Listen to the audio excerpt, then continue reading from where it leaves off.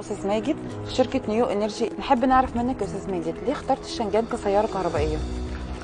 طبعا يعني المستقبل كل العربيات الكهرباء، وعملنا يعني سيرش عليها لانها امكانياتها كويسه والاوبشن فيها كويسه والكباسيتي بتاع البطاريه برضو كويس، فرسينا عليها يعني، واحنا مع بعض الاصدقاء وبعض المختصين رشحناها ولقينا فعلا ان احنا كنا بنشوفه يعني او كنا بنسمع عنه. تمام. طب نحب نعرف من حضرتك انت ليه اخترت نيو انرجي لامتلاك السياره الكهربائيه؟ انرجي طبعا في ناس مختصه برضو في قصه العربيات الكهرباء، فدلونا على الشركه يعني مش اي حد نتعامل معاه في المواضيع الجديده دي، لازم يكون حد فاهم في الموضوع وشغال فيه يعني. تمام. طيب زي ما حضرتك عارف ان العربيه عشان توصل بتاخد وقت عقبال ما توصل وحضرتك تستلمها، يا ترى ايه الضمانات اللي نيو انرجي قدمتها لحضرتك؟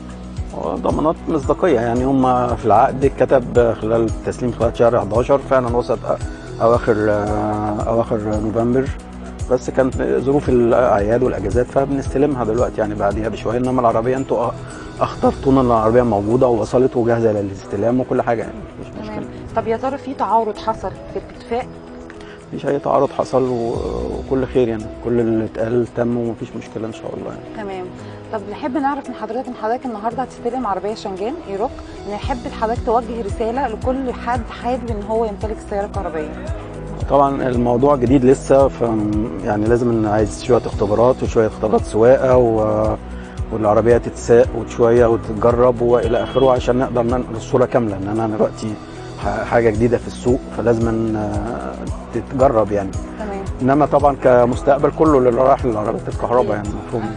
احنا ان شاء الله يا استاذ ماجد هنتابع حضرتك كمان كده شهرين، حضرتك لما تاخد على العربيه وتتعامل معاها ونعرف العربيه عامله ايه مع حضرتك، ونعرف برضو شركه نيو انرجي عملت ايه في اكيد لازم نكون متابعين مع بعضيكم بصفتكم انتم الناس الوكيل او الموزع او اللي بيصين العربيه، برضو اي صيانه بتتم عندكم اكيد فربنا يسهل ان شاء الله. تمام. شكرا لحضرتك يا استاذ ماجد. عفوا مع السلامه.